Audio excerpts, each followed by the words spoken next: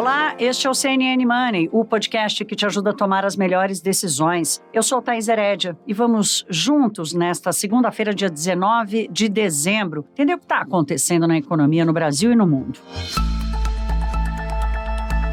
Minha gente, temos mais um capítulo da série Governo de Transição sob Medida. Eu estou falando do waiver que o Lula ganhou do STF, mais especificamente do ministro Gilmar Mendes, que permitiu que o pagamento do Bolsa Família pode ser feito via crédito extraordinário com apenas uma medida provisória. Essa decisão do ministro Gilmar Mendes foi tomada no finalzinho da noite do domingo e acabou gerando um ambiente de mais segurança jurídica para Lula acionar um plano B se não conseguir aprovar a PEC da transição a tempo no Congresso Nacional. O ano está acabando e os dias para uma votação, por exemplo, em que haja mudança na PEC da transição na Câmara, precise voltar para o Senado e ser concluída antes do recesso e no meio da discussão de disputa de poder, que afinal de contas o que o Gilmar Mendes fez foi arbitrar lá de longe, lá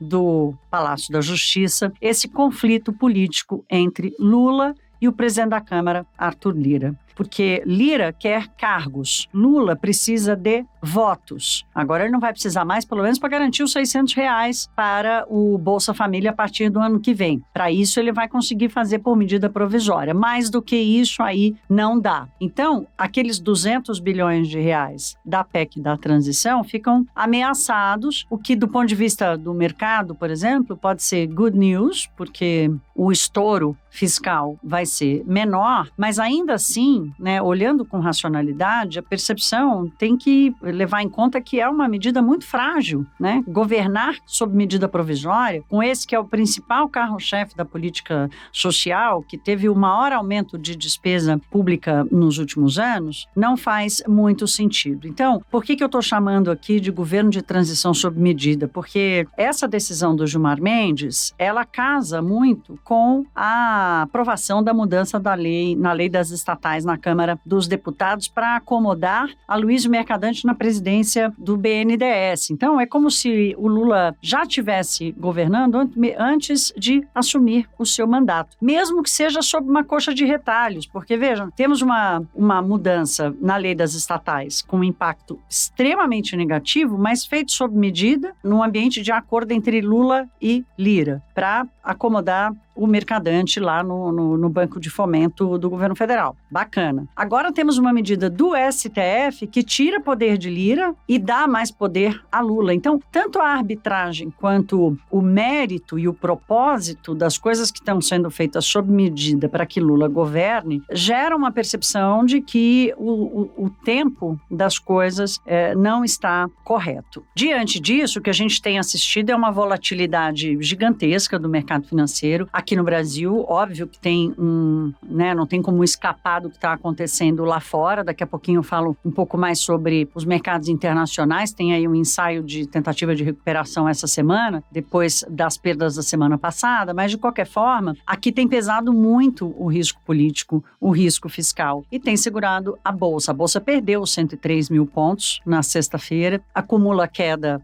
na semana, no mês e no ano de 2022. O dólar, na semana passada, conseguiu fechar em queda, acompanhando a desvalorização da moeda americana diante de outras moedas por causa da política do Fed, do Banco Central dos Estados Unidos, mas ainda assim continua num patamar elevadíssimo. 5,29, 5,30 é um patamar bastante elevado, ou seja, as condições para manutenção de uma pressão inflacionária, de um ambiente de incerteza continua. E hoje nós ouvimos Carla Argenta, que é economista-chefe da CM Capital, para ouvir dela uma explicação sobre essa volatilidade do mercado, que é apenas um sintoma, né, dessa leitura, dessa costura da coxa de retalhos do que vai ser o próximo governo. Vamos ouvi-la. Nesse período especificamente, a esfera política ela se sobrepõe à esfera econômica. Então, a perspectiva e as movimentações, principalmente de curto prazo, sobre IBOV, dólar e juros, inclusive, elas respondem muito mais a essas incertezas incertezas, né?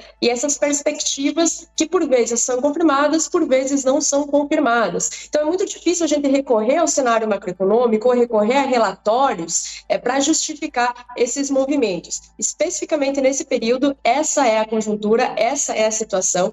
E essa movimentação também ela não é infundada, vale lembrar muito bem disso, porque nós temos, sim, 4 anos de governo pela frente, e esses 4 anos eles foram desenhados, né, ou estão sendo desenhados, mas estão sendo desenhados de uma forma que não é muito clara para o investidor. E isso, obviamente, traz incerteza e gera toda essa volatilidade nos mercados. Turma, na semana passada, na sexta-feira, o Tesouro Nacional publicou um relatório, um artigo feito por servidores, economistas servidores da pasta, alertando para 2 coisas, basicamente. A primeira delas, que a aprovada PEC da transição, o aumento de gastos, vai promover uma trajetória de aumento da dívida pública pelos próximos 10 anos para um patamar indesejável, já que temos uma taxa de juros muito alta e o prêmio de risco para financiar o Estado brasileiro vai subir. Então, essa é uma primeira leitura dos servidores do Tesouro. A segunda análise feita por eles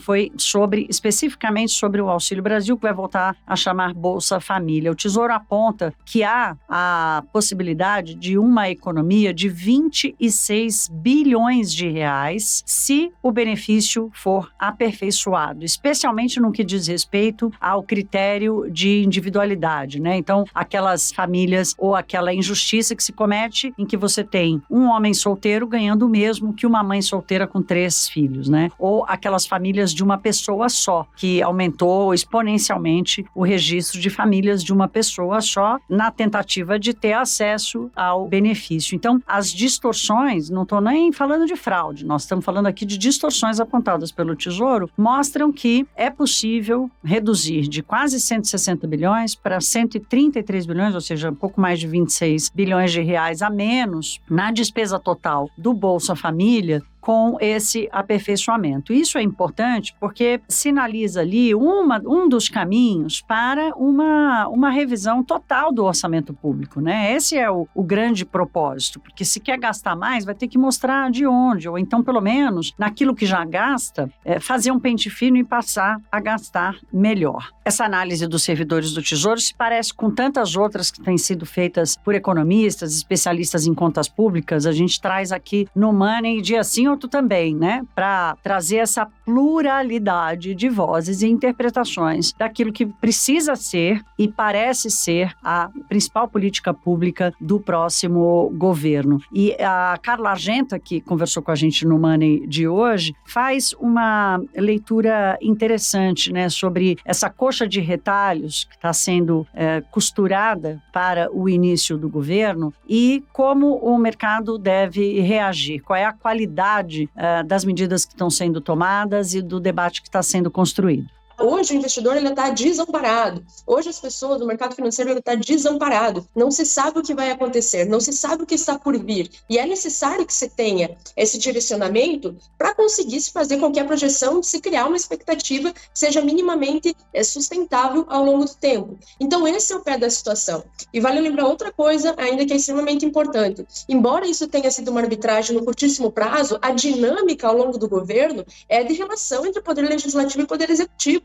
Por isso, esses problemas eles precisam ser solucionados. E a tendência, medida provisória, inclusive, era uma das opções que o novo governo teria, mas era a última, porque essa não é uma medida desejável, ou seja, houve uma falha já no início desse processo para a construção dessas políticas e condução dessa política monetária. Essa não era a principal opção, né? E acabou se tornando a medida viável nesse momento. Eu quis saber também da Carla Argenta sobre essa divisão do setor econômico do governo, que vai ter 4 ministérios. No sábado, no fim de semana, Rui Costa, que será o ministro-chefe da Casa Civil, disse que o governo Lula terá 37 ministérios, sendo que 4 deles da área econômica. Então, hoje temos um Ministério da Economia gigantesco que acabou perdendo um pedaço para o Ministério do Trabalho este ano. Na visão do governo Lula, a economia será comandada pela Fazenda, Ministério da Fazenda, que já temos Fernando Haddad, por um Ministério do Planejamento, que vai tratar do médio e do longo prazo, e outro de Orçamento e Gestão, que vai cuidar do curto prazo, da execução do orçamento. A última pasta é um ressurgimento do Ministério da Indústria e do Comércio, sob o guarda-chuva dele ficará o BNDES, comandado por Mercadante. Então, fica a pergunta assim, quem é que vai mandar nesse negócio, né? Quem vai mandar nesse botequim, como diz o outro? Quem será o gerente dessa história? Quem vai comandar ou liderar a execução da política econômica do governo Lula? A Carla Argento acredita que Fernando Haddad continuará sendo o nome forte da equipe. Há controvérsias e principalmente a depender dos nomes que serão escolhidos, né? Josué Gomes da Silva, presidente da Coteminas, filho do José Alencar, que foi vice-presidente de Lula nos 2 primeiros mandatos, recusou o convite para assumir a pasta, portanto, há ainda a expectativa por quem vai comandar, quem serão os nomes para assumir os 3 outros ministérios que vão compor a equipe econômica e os outros tantos para fechar esse ministério de 37 pastas do próximo governo.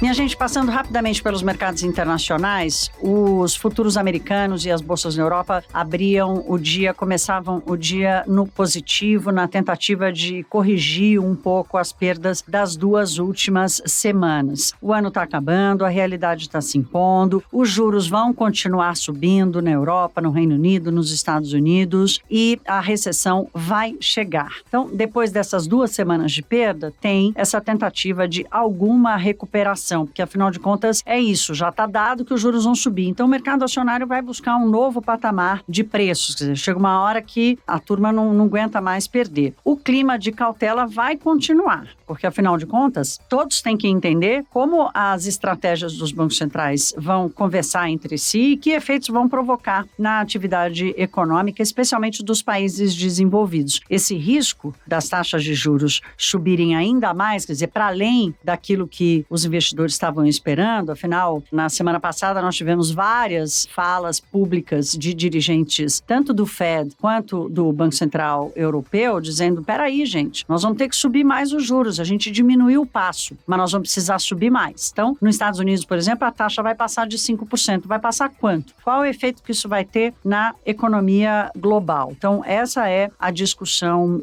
da semana. O Financial Times de hoje, na edição dessa segunda-feira, traz uma matéria analítica sobre o que eles chamam de essa nova fase do Fed, do Banco Central dos Estados Unidos, agora que o pior da inflação já passou, o pico da inflação já passou. Então, o combate dessa primeira batalha contra o estouro da inflação já foi feito. Mas e agora? Agora vem aquele trabalho da sintonia fina e que pode custar caro, que é o de acertar a intensidade e o tempo necessário de juros mais altos para promover uma desinflação, ou seja, para desinchar o processo inflacionário sem prejudicar demais a economia. Então, o chamado a pivotagem, né, que agora o Banco Central deixa de cuidar do pico da inflação e passa a cuidar do processo de redução dos preços, né? Redução consistente e estrutural dos preços. Essa é que vai ser a batalha mais difícil, essa nova fase. Então, o trabalho está longe de ter sido feito. Aliás, essa foi uma das grandes mensagens de Jerome Powell na semana passada. Christine Lagarde fez a mesma coisa. E no caso da zona do euro, o desafio aumenta porque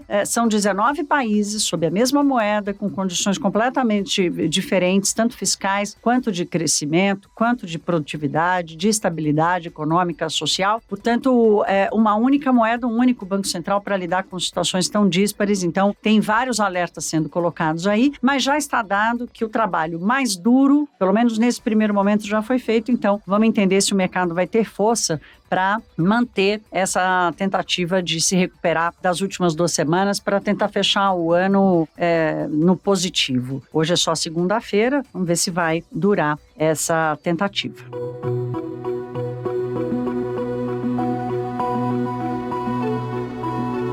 Ô, minha gente, para terminar, vou contar aqui a última do Elon Musk. Ele fez o seguinte, ele resolveu abrir uma enquete no Twitter, no perfil dele, para perguntar se ele deve ou não deixar o cargo de CEO do Twitter. Diz que vai respeitar a decisão. Como eu estou gravando esse episódio muito cedo, a enquete ainda estava aberta. Então, se você estiver me escutando já depois do meio-dia, a enquete já vai ter terminado. Agora, o mais importante aqui da gente falar é o seguinte, é como ele está fazendo, né? Então, assim, ele fez enquete na semana passada para decidir se ele voltaria com as contas dos jornalistas que ele tinha banido, porque são jornalistas que fazem cobertura sobre ele e sobre o Twitter. A enquete apontou que queria que voltassem os jornalistas. Ele foi lá e reinstalou as contas. Agora ele faz uma enquete sobre o comando da companhia. Então, reportagem da Reuters dá conta de que se ele não for o CEO do Twitter, ninguém vai ser. Então, como é que a empresa vai ser comandada? Então, isso é uma coisa. Segunda coisa, reportagem da Bloomberg, super interessante, sobre uma tentativa de mudar a ferramenta de moderação de conteúdo do Twitter, que são as Community Notes. O que o Elon Musk quer é que voluntários façam anotações ali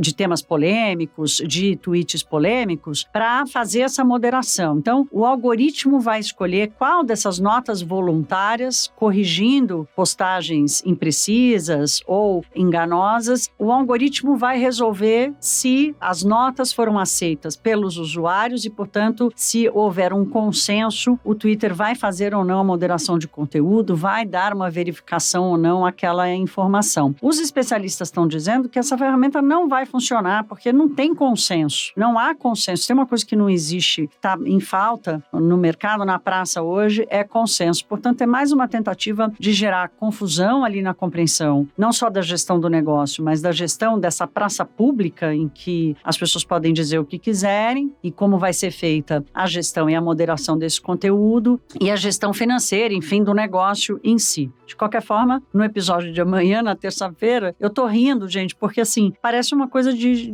gente doida, né? A pessoa resolver se vai continuar ou não como presidente da companhia, fazendo uma enquete no Twitter, né? Você imagina um biólogo marinho votando lá, que até às 6 da manhã já tinham mais de 15 milhões de votos, votando lá, deve ou não ficar na presidência da companhia. É uma questão de gerência de negócio. O Twitter já perdeu dezenas de funcionários por causa disso, por causa da gestão meio estapafúrdia atrapalhada. Então, isso pode colocar em risco o negócio, os empregos, os investimentos e por aí vai. A seguir, cenas dos próximos capítulos de Elon Musk, que virou a série mais quente que vivemos do reality show dos negócios tocados pelo mega investidor e mega empresário. O Money vai ficando por aqui, eu me despeço, amanhã estaremos de volta, última semana antes da chegada de Papai Noel, correria, comprar presentes, aquele trânsito maluco nas cidades. Aliás, falar em trânsito, não podia terminar sem falar aqui do risco de greve, hein, dos aeroviários, dos tripulantes e comissários das companhias aéreas, que pode causar uma confusão danada nos aeroportos, mais um tema que eu prometo tratar no episódio de terça-feira aqui no CNN Money. Até lá, se cuidem, um beijo.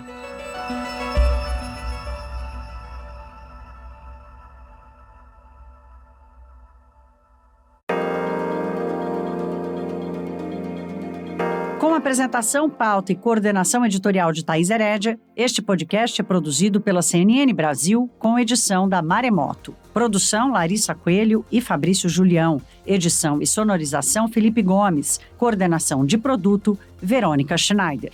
Você também pode ouvir o CNN Money no site da CNN Brasil. E aproveite para conhecer os nossos outros programas em áudio. Acesse cnnbrasil.com.br/podcasts.